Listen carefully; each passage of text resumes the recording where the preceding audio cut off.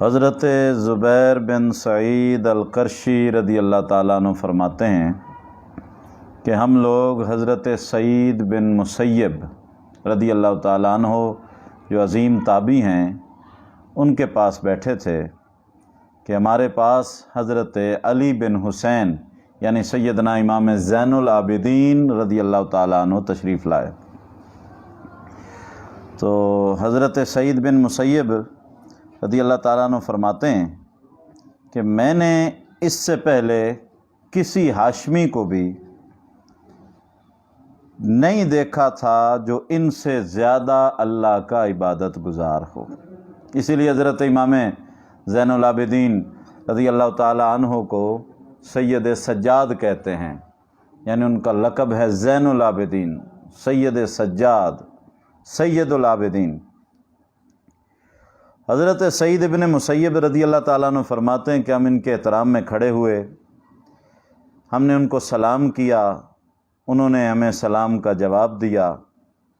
ہم نے ان سے کہا کہ اے ابو محمد، آپ کے چونکہ بیٹے ہیں حضرت محمد الباقر، اس وجہ سے آپ کی کنیت جو ہے وہ ابو محمد ہے، اور امام محمد الباقر وہ ہستی ہیں جنہیں رسول اللہ صلی اللہ علیہ وسلم نے خود سلام بھیجا ہے۔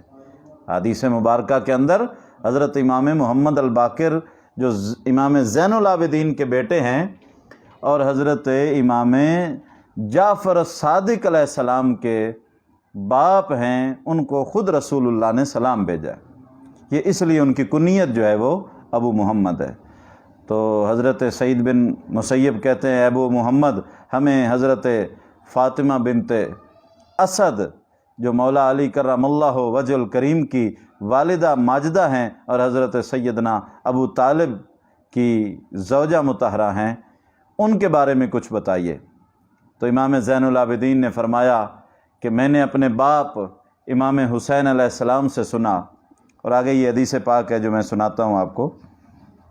آپ فرماتے ہیں کہ انہیں ان کے والد امیر المومنین حضرت علی ابن ابی طالب نے بتایا کہ جب سیدہ فاطمہ بنت اسد کا انتقال ہوا، دنیا سے آپ نے پردہ فرمایا، تو رسول اللہ صلی اللہ علیہ وسلم نے ان کو اپنی قمیض مبارک کا کفن عطا فرمایا، اپنی قمیض مبارک، اپنا کرتا مبارک عطا فرمایا تاکہ انہیں کفن دیا جائے، اتنی محبت۔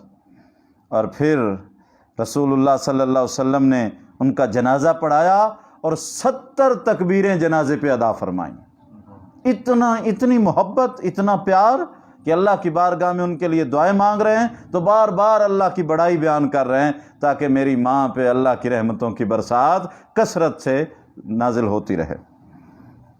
اور پھر جب قبر میں اتارنے کی بات آئی تو نبی کریم صلی اللہ علیہ وسلم بذات خود قبر انور کے اندر تشریف لے گئے اور قبر میں ارد گرد اس طرح اشارے کر رہے تھے جس طرح انہیں کھلا رہے ہوں۔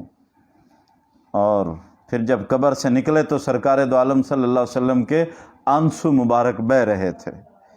پھر آپ نے قبر پہ مٹی ڈالی، مٹی بھی خود ڈالی، قبر میں اتارا بھی خود قبر میں اترے، اور آنسوں کی جھڑیاں بھی لگی ہوئی تھیں۔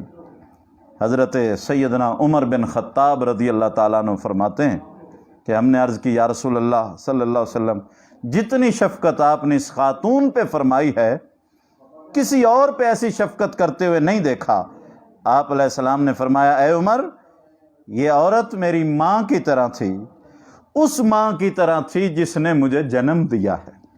حضرت فاطمہ بنت اسد کے متعلق فرمایا یہ عورت میری اس ماں کی طرح تھی جس نے مجھے جنم دیا ہے۔ فرمایا بے شک حضرت سیدنا ابو طالب، خواجہ ابو طالب، مولانا اشرف علی تھانوی نے خواجہ ابو طالب لکھا ہے، حضرت سیدنا خواجہ ابو طالب کام کاج کیا کرتے تھے اور ان کا دسترخوان ہوتا تھا۔ اب رسول اللہ صلی اللہ علیہ وسلم بتا رہے ہیں حضرت فاطمہ بنت اسد کے متعلق کہ یہ میری ماں کی طرح مجھے پیاری تھی جس نے مجھے جنم دیا ہے، اس ماں کی طرح، حضرت سیدہ آمنہ کی طرح پیاری تھی۔ سیدنا ابو طالب کا دسترخوان ہوتا تھا اور کام کاج کیا کرتے تھے، جب کھانے کے لیے ہم بیٹھتے تو یہ عورت یعنی سیدہ فاطمہ بنت اسد سلام اللہ علیہا یہ میرے لیے کھانا بچا کر رکھ لیا کرتی تھی اور پھر مجھے دوبارہ کھلایا کرتی تھی۔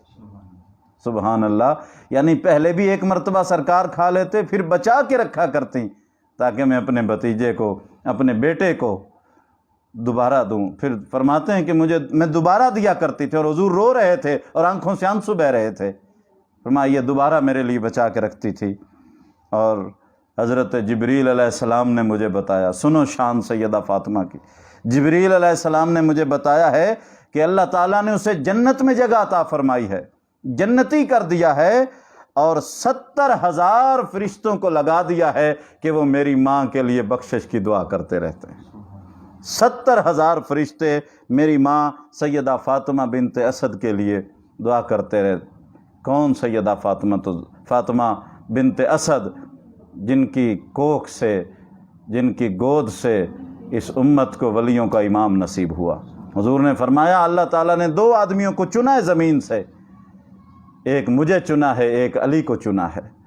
سرکار کو تو نبوت کی سرداری کے لیے چنا گیا ہے، اور مولا علی کرم اللہ وجہ الکریم کو ولایت کی سرداری کے لیے چنا گیا۔ جس کی گود سے علی جنم لیتا ہے اس کی ماں کا مقام کیا ہوگا۔ یہ چھوٹی سی حاضری تھی سیدہ فاطمہ بنت اسد کی بارگاہ میں، اللہ قبول فرمائے۔